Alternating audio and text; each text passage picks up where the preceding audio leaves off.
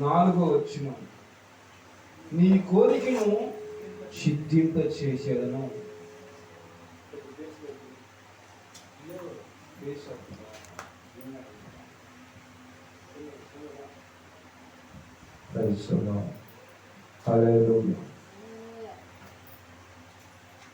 నీ కోరికను సిద్ధింప చేసిను, నీ ఆలోచన యావత్తును సఫలపరచును కానీ రాశాడు బైబిల్. మనుషుని కోరిక.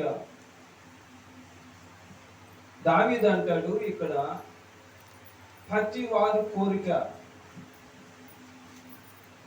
ఎవరి కోరిక వాళ్ళకు ఉంటుంది.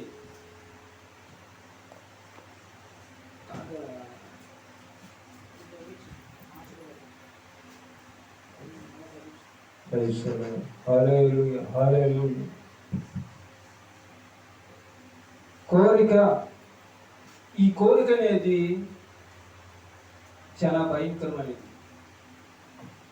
ఎవరి కోరికలు నాకు అది కావాలి ఇది కావాలి అని కోరుకుంటారు చాలా మంది. కానీ ఈరోజు ఈ కోరిక గురించి కొన్ని మాటలు దేవుని సన్నిధిలో బైబిల్లో మనం ఆలోచిద్దాం. కొంతమంది బైబిల్లో ఉన్న పెద్దలు ఈ కోరిక గురించి కొంతమంది చాలా కోరికలు కోరుకున్నారు. వాళ్ళు ఏం కోరుకున్నారో చూద్దాం. న్యాయాధిపతుల గ్రంథము రండి, బైబిల్ గ్రంథంలోకి వెళ్ళి కొన్ని మాటలను జాగ్రత్తగా. న్యాయాధిపతుల గ్రంథంలో 11వ అధ్యాయము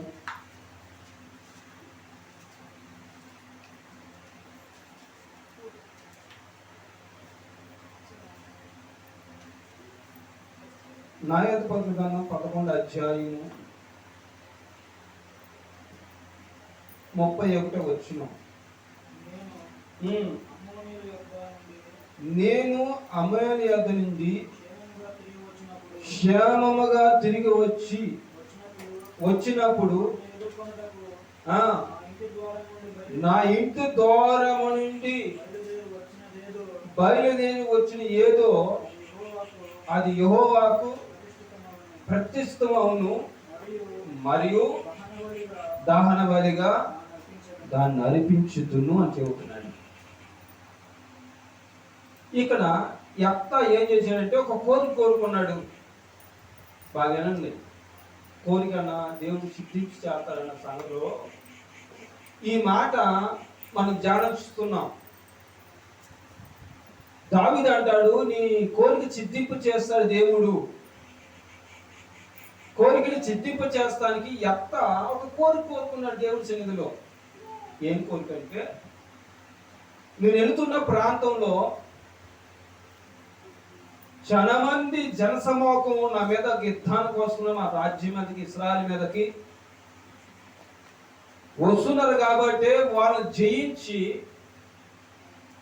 వాళ్ళ మీద జయం పొంది వాళ్ళందరూ నా చేతికి అప్పచెప్పగలిగితే, మొదటి కోరిక ఏం కోరిక అది? మొదటి కోరిక ఏ కోరిక అయినా, నా ఇంటి దూరం నుంచి ఎవరైతే నాకు ఎదురు వస్తారో అతన్ని, అది కోడి కావచ్చు, లేకపోతే ఇప్పుడు మన ఇంట్లోకి వెళ్ళి వస్తున్నవి ఏమో ఎదురవుతాయి, కోళ్ళు, కుక్కలు, పిల్లులు, లేకపోతే రకరకాలు ఎదురు వస్తాయి. అసలు కోరిక చూడండి, ఈయన కోరిక ఎట్లా తెలుసా? నా ఇంటి దూరం ఎదురు నుంచి వచ్చేవాళ్ళు ఏదైతే ఎదురొచ్చిందో దాన్ని ఏం చేస్తాను, ప్రత్యక్షిస్తాను. రెండోది దహన బలిగా దాన్ని అర్పిస్తా అని కోరుకున్నాడు. దేవుడు అట్లాగే తన కోరికని సిద్ధింప చేశాడు. దేవుడికి స్తోత్రం. సిద్ధింపు అయింది. ఏమి సిద్ధింపు అయిందంటే, వెళ్ళాడు ఇశ్రాయేలు ప్రజల పక్షంగా వెళ్ళి యెఫ్తా యుద్ధం చేసినప్పుడు అంట అమాయకుని అందరినీ దేవుడు ఎవరి చేతికి అప్పచెప్పంటే యెఫ్తా చేతికి అప్పచెప్తే యెఫ్తా యుద్ధం చేసి జయించి ఉత్సాహంతో తిరిగి వస్తున్నాడు. నా కోరిక సిద్ధింపు చేశాడు దేవుడు. ఇంతమంది జనాన్ని జయిస్తానికి దేవుడు నాకు కృపణించడని ఆనందంతో, హృదయం పట్టలేక, సంతోషాలతో, ఉత్సాహంతో వీటికి తిరిగి వస్తున్నాడు. కోరుకున్నాడు కదా. వీడు కోరుకున్నప్పుడు వెళ్తున్నాడు ఇంటికి. ఇంటి ద్వారం అతని చెవులు ఎదురు వస్తారా, వాళ్ళని గ్రహించాలి దేవుడికి ఇవ్వాలి. ఇప్పుడు ఇంటికన్నా చెవులు ఎదురవుతున్నారని తెలుసా, తన కుమార్తె ఎదురవుతుంది. దేవుడికి స్తోత్రం. ఈరోజు మనిషి చాలా కోరికల్లో